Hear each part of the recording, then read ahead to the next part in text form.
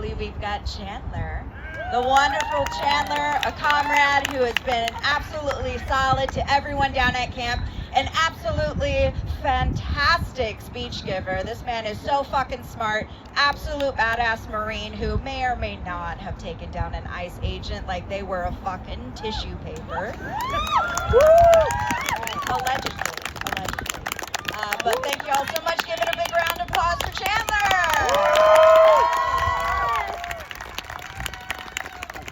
Thank you. The reason that I am not masking my identity is because I've already been thoroughly doxxed, so.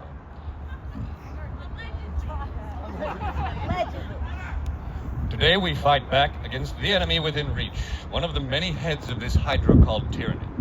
We cannot stand by as these low-brow thugs monger fear within our community. We cannot allow them to abduct our friends and neighbors, our fellow workers. We cannot allow these fascists to expand the state's ever-growing normalization of extrajudicial brutality. We cannot allow them to operate out of sight and out of mind. We cannot allow anyone to continue life as normal. But we must always remember our true enemy. The heart of this hydra, the common enemy, is and has always been the economic elite, the ultra-rich. It is the very existence of any ruling class and the socio-economic institutions constructed to sustain them. It is the lie that we have ever had any other enemy at all. We say it often, yet easily forget there is no war but class war.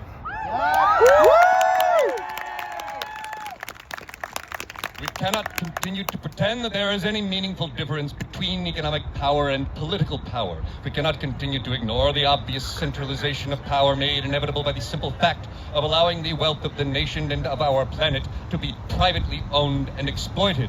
By any material metric, the rich physically own our planet as their private property.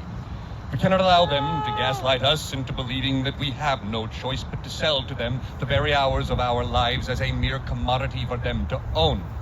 Profit necessitates exploitation. There is no point in claiming that the purpose of a system is to do what it constantly fails to do. The purpose of a system is what it does. We cannot deny the historical reality unfolding before us. Capitalism is antithetical to democracy. All attempts to regulate capitalism have only served as speed bumps on the road to economic elite domination. Capitalism is simply feudalism with extra steps. It's often said that it's easier to imagine the end of the world than it is to imagine the end of capitalism. But remember this, to the peasants of medieval Europe, the divine right of kings to rule must have seemed absolute, natural, and inevitable. I have asked hundreds of people, leftists, liberals, centrists, and even conservatives, if you had the absolute assurance that everyone would rise up together with you, would you stand up to fight back and depose the ruling class?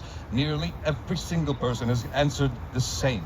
They will say, of course I would, but every single person says, but no one else would stand up together with me. Let the irony sink in. The entire working class wishes to rise up against our shared oppressors, but we don't. The ruling class has done well to manufacture this culture war that keeps us divided, factionalized, and hyper-individualistic. The working class does not lack awareness of our common enemy. We do not lack conviction. What we lack is trust. We lack hope, the belief that risking our lives is worth it. But we cannot afford to waste time. We only have 30 to 50 years until total global ecological collapse. You must spread class consciousness yourself through simple word of mouth. Tell everyone. Don't stop talking about it. Normalize it at every workplace, every dinner table, every bus stop. Make it known to everyone that we are already united. We simply must, all of us, physically and literally say to every single person we meet or know, will you rise up?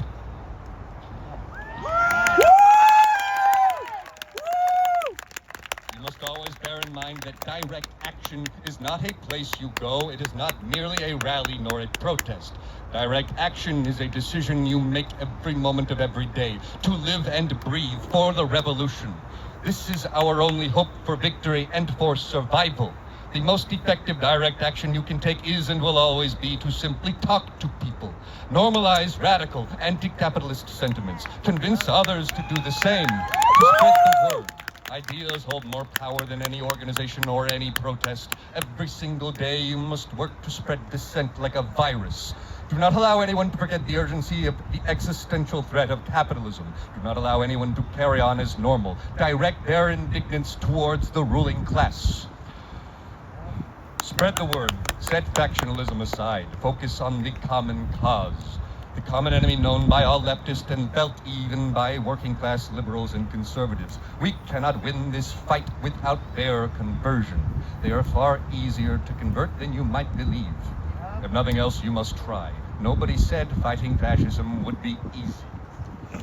We can, in fact, brute force the public discourse to bring the reality of class conflict to the forefront. We do not weakly submit to the culture war our economic overlords have manufactured for us. Fight back in the most effective way possible. Spread the word, spread dissent, spread active participation through simple and infectious conversation. In closing, we cannot hope for heroes to save us. Heroes do not make history. They only inspire us to remember it. The driving force of history is and has always been common people in desperate times. Times have never been more desperate. Spread the word, make it known, weaponize the masses. Now, show me. Show me what community looks like! This is what community looks